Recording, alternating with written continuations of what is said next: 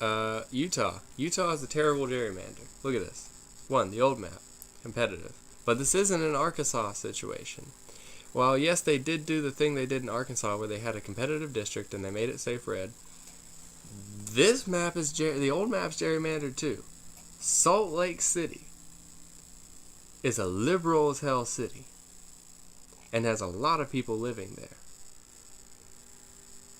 So, let me show you my Utah. I love this map. I love this map. It's not even safe blue, but it doesn't have to be. Salt Lake City has its own little district here. It's beautiful. And the suburbs are safe red too, but they're still suburbs, right? And you have all this rural here. It's all in the same, right? I love this map. I think it's beautiful, and this also shows exactly what I was going for. See how large this rural district is? Because no one lives there. That's why it's so much land. And all those people have their own issue because they don't live near other people. Because there's so few people there and they live in rural areas, they have issues pertaining to that. And so their representative should represent all of those people. And this urban district is extremely small. It is very tiny land mass, but guess what? It's because a lot of people live in this small little area. And their issues are all very similar compared to the issues of people who live in rural areas. And so their representative should represent them. I think it's almost like obvious, right? That this is how it should be, right? I don't know. Maybe I'm crazy, but I feel like the divide between urban and rural is a good basis for these maps. Now here's one that I don't like. It's also, I feel like, a dummy mander. Here's the old Nevada map. You have Las Vegas as its own district. You have the South. You have South Las Vegas. You have North Las Vegas, competitive, and then you have a safe red district in the north. Right, here's the new map. Competitive red district. Competitive blue district. 2 hyper-competitive districts. This is a dummy mander. Because there's no safe districts. Competitive districts are extremely important, but you also need safe districts too. Come on, people. So let's go to my Nevada map. Show you what Nevada could be.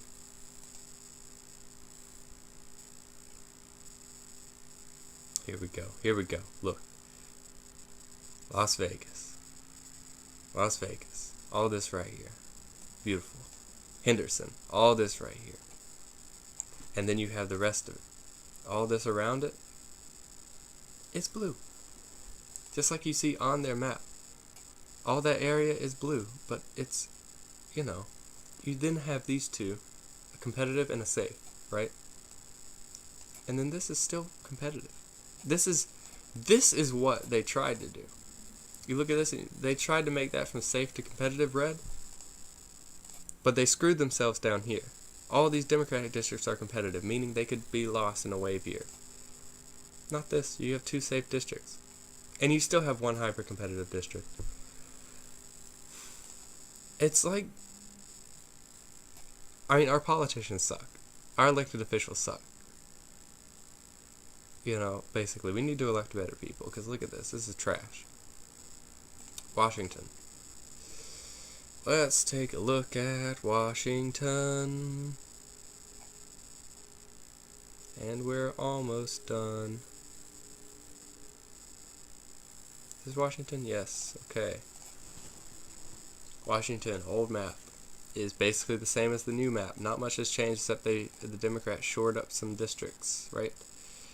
Even competitiveness. This one, it used to be even, it's still even. You have 3 red districts, My map is not that different. My map has, if it'll load, has, Seattle. It's got, 3 red districts. It's got no hyper-competitive district, but I feel like Washington doesn't really divide that way. I guess 4 is kind of hyper-competitive. Not really, though. Just kind of competitive. Oh. I like my map. But I also like the real map. I feel like Washington in general, is one of the better states on a lot of issues.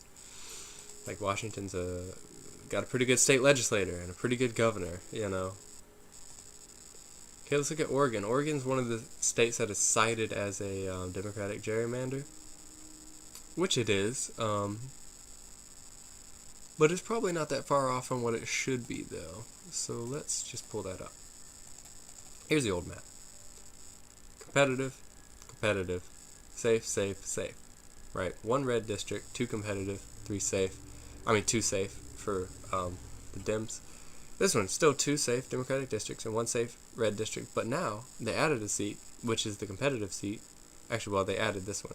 2 more Democratic districts that are kind of safe. And then a competitive district. So it is kind of a gerrymander.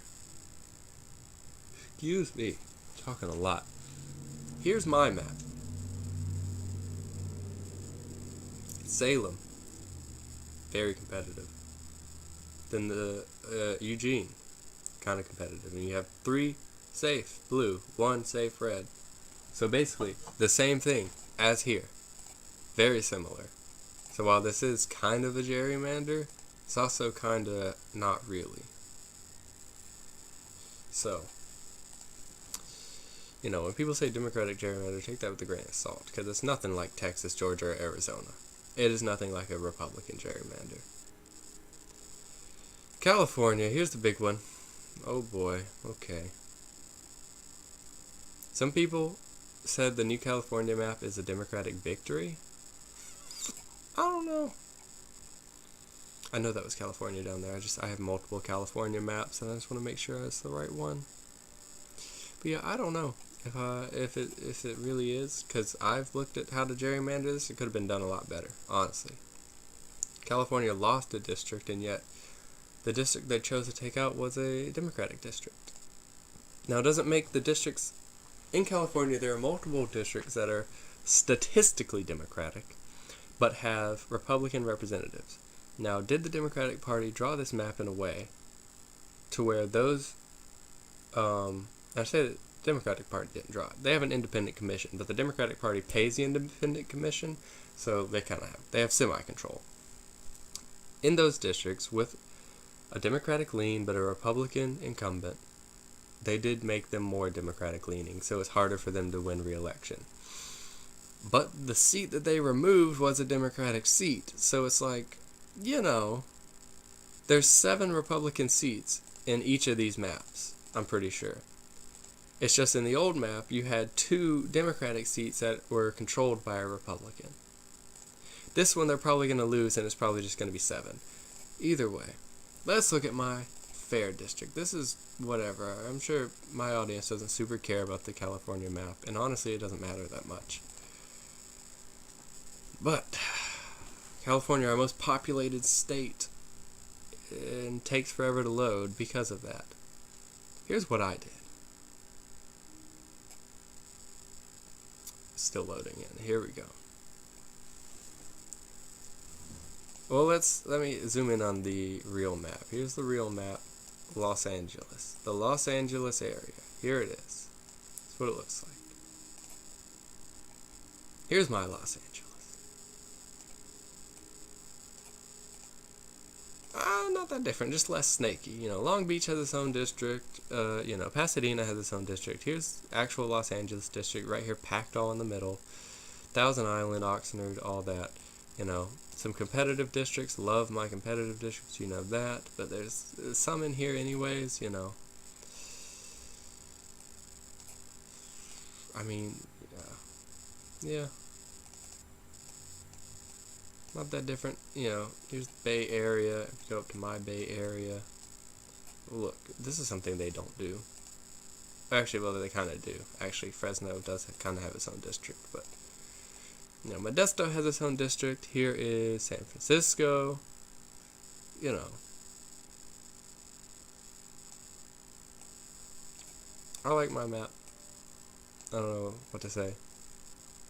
I believe Stockton has its own district in my map. I think it's pretty good. How many Republican seats does it have? 1, 2, 3, 4. Some of these are snaky, but that's kind of how California is, though, with the urban and county lines. Let's see, 1, 2, 3, 4, 5, 6, 7, 8. 8 Republican districts, 2 of them very competitive. I think that's fair. There's 7 districts on the real map. I gave them an extra district because there's a lot of Republican voters in California. They're just competitive districts, as it should be, because they are mingled in with Democratic voters. And if that's the case, then it should be a competitive district, you know?